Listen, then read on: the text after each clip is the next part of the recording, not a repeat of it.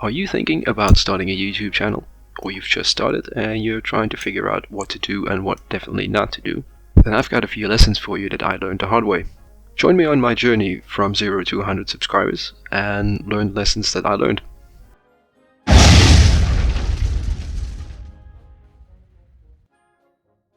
Welcome back to the channel. I'm DGW, and today, instead of doing a gameplay video, I want to take a quick look at the road that I took from 0 to 100 subscribers. Now let's quickly start with why I started a YouTube channel. Late 2020, our country hit the second lockdown in the COVID crisis. Now, whether or not all decisions that were made by the government were helpful and made any sense is a whole different topic and not something for this channel. But the fact was that there was literally nothing else that we could do but work and do some Netflix and gaming. My partner and I work about 70 to 80 hours a week in our own little fast food store in the southern part of the Netherlands, so it is important for us to be able to unwind. Normally we would do so by going to a gym about 5 or 6 times a week, going out for dinner, maybe visit a casino, etc. But as you might have guessed, this lockdown made all of these things impossible. So all we had was some gaming and some Netflix. But although Netflix does offer a huge amount of movies and series, that quickly became a bore to me, and even though I really enjoyed playing video games, those in itself were not enough to ease my creative mind, so to say.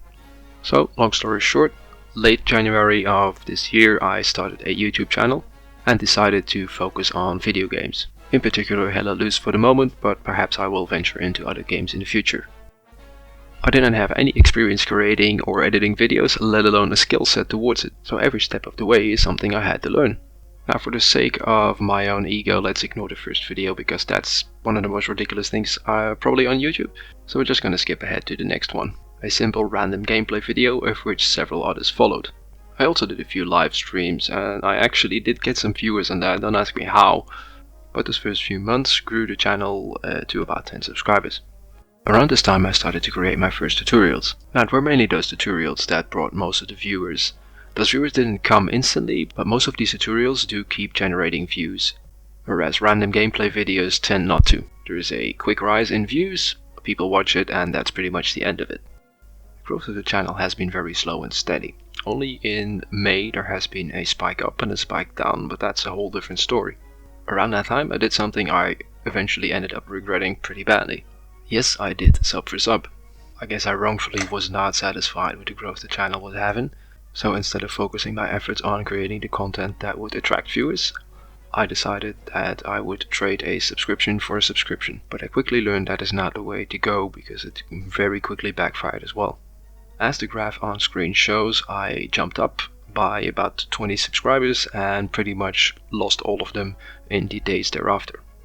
Whether or not this is a one-for-one gain and loss is something I have no way of controlling, but in the end I'm pretty sure that every single sub for sub that I gained is a subscriber that I lost in the days thereafter.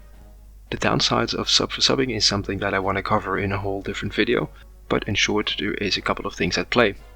First off, YouTube does not allow sub for subbing, so the chances of the algorithm actually identifying that you're doing something that you're either not allowed to do or is reviewing many of those subscribers as spam subscribers, so not real subscribers, is pretty high, so YouTube will eventually take those subscriptions away from you. A few days delay in that is something to be expected. Now secondly, many of the people that are sub for subbing are not genuine. By that I mean they want your subscription and they will gladly subscribe to your channel for it. After a few days they will take their subscription away from you because they, excuse my French, don't give a about your channel. For them it's all about their channel and they just want subscribers, plain and simple. The main thing I learned from that endeavor is that you shouldn't worry about having subscribers so much. There's no real benefit in having 50 or 60 subscribers because it doesn't bring you anything tangible. The first true prize at the end of the tunnel is obviously having 100 subscribers because you can create your own URL, but that's pretty much it.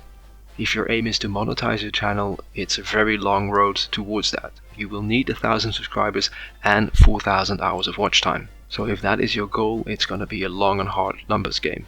If you gain those subscribers by doing sub for sub, so you hit 1,000, but they're not actually engaging in your content or viewing your videos, what's the point? That would mean you can have 2,000 or 3,000 subscribers, but you're not hitting those 4,000 hours of watch time. Growing your channel on YouTube in the end is all about engaging your audience. They have to keep coming back for your content, they have to leave likes, comments, etc. So for your channel, a couple of views and a few likes and some comments is much more valuable than just having a number of subscribers that are not watching your content. In any case, after that, the growth of the channel again has been slow and steady, creeping up to 100 subscribers late July. And right now I'm very happy with the slow and steady progress that I've made. Most subscribers actually do watch the content on the channel, and through various means I do get a lot of feedback. In terms of this video, I've pretty much said what I wanted to say, but I will dive deeper into the hows and whys of YouTube in the future. Next video in this line will be a deeper dive into subscriptions, why they actually do matter and what is their benefit, but why it shouldn't be your primary focus.